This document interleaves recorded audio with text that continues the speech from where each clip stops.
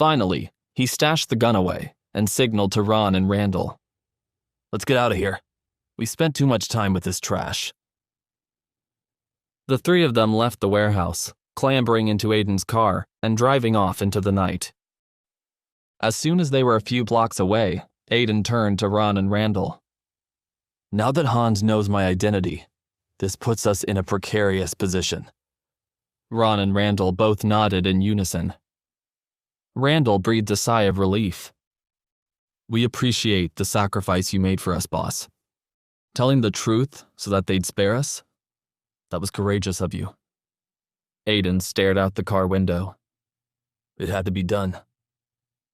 There was a short pause before Aiden continued. "Still, from now on, we have to be more careful.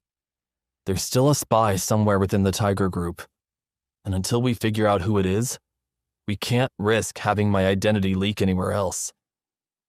Ron coughed slightly. Aiden scowled.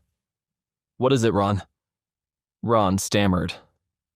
"It's just, how do we know we can trust Hans and his men to follow through on this plan you've executed? The man's a menace. He's known for his untrustworthiness. I wouldn't trust him as far as I could throw him." Aiden grinned. "It's true. Hans and his organization won't be useful to us for long. It's only a matter of time before his fear of the Tiger Group wears off, and he goes crawling to Dominic Grayson. That's why I have a contingency plan." Randall furrowed his brow. "A contingency plan, boss? What do you mean?" "I'm going to recruit a spy from Hans's men." Aiden folded his arms contentedly. Randall's eyes went wide. "A spy?" "Yes." Aiden smirked. "Before we left, I slipped a piece of paper into one of his thugs' hands. I made him an offer that I think he'll be pretty tempted to accept. Once we have eyes and ears on the inside, there's no way Hans will be able to betray us." Ron looked less than sure.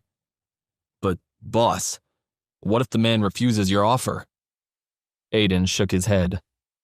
"He won't." Ron frowned.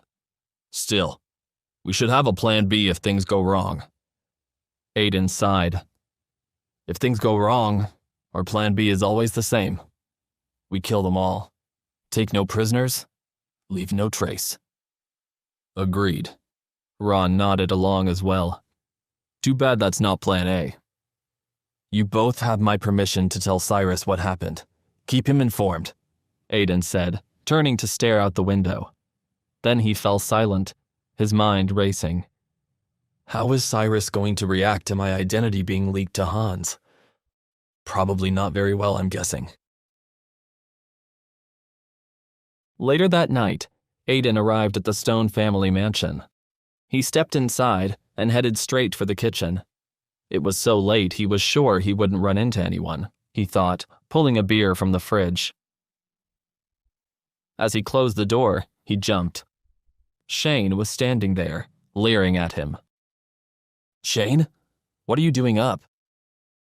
Shane was covered in bandages and slings, still recovering from his incident with Ron.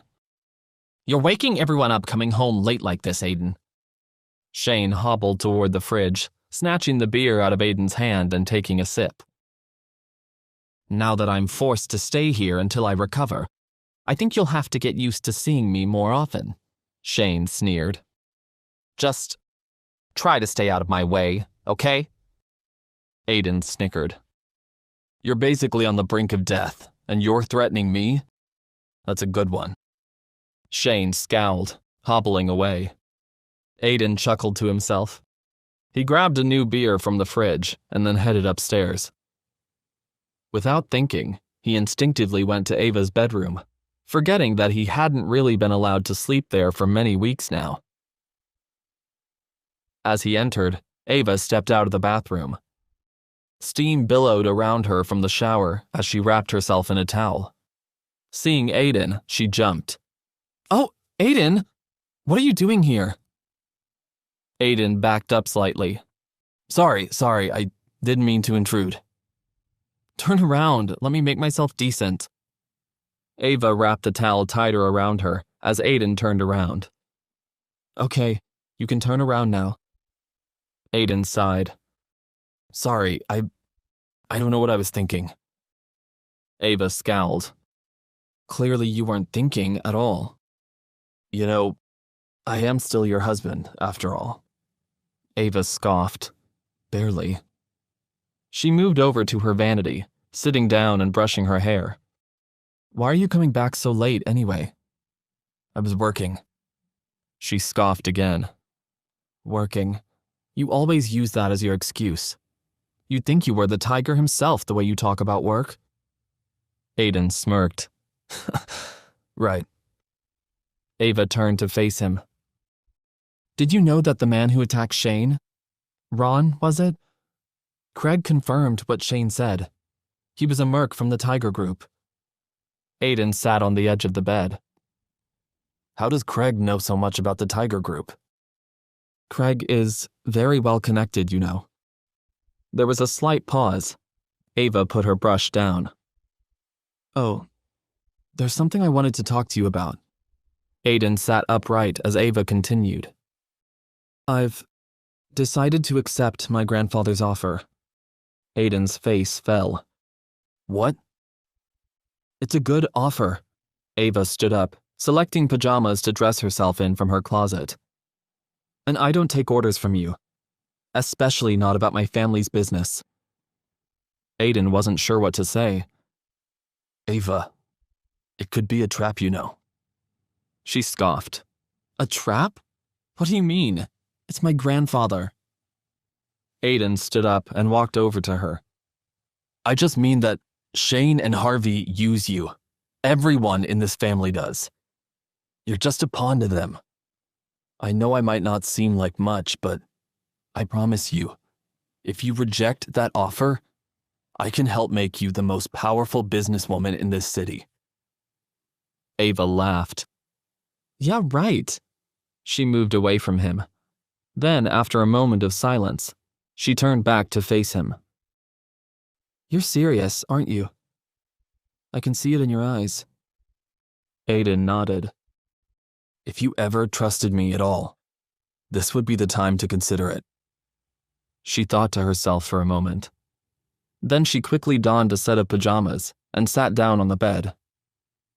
You know, Camilla is in the guest room now. My bed's been a bit lonely ever since. She blushed slightly. And I'll bet the staff quarters are pretty uncomfortable. Aiden smiled slightly. Sure, I can keep you company. Without saying another word, the two of them climbed into bed and fell asleep. The next morning, Aiden was hard at work at SafeTech when he was interrupted by Tina. Have a minute, sir? Aiden waved her in. Yeah, what's the update? Tina sat down across from him. I'm afraid it's not good news. She handed him a financial report. Someone leaked to our investors that some of our contracts are on the rocks. Investors are pulling out of SafeTech left and right. What? Aiden arched a brow, scanning the financial reports. How can this be happening? Tina stared at the floor, not saying anything. Aiden rubbed his temples. This is too much of a coincidence to be random. Someone has to be orchestrating this. I just know it. Tina nodded. What should we do, sir? Aiden thought carefully.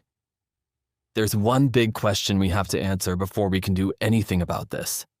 It's not about what's happening or how we can save SafeTech. He paused, a look of fury in his eyes. The question is, who is doing this, and why? Will Hans follow through on Aiden's plan, or will he betray the tiger?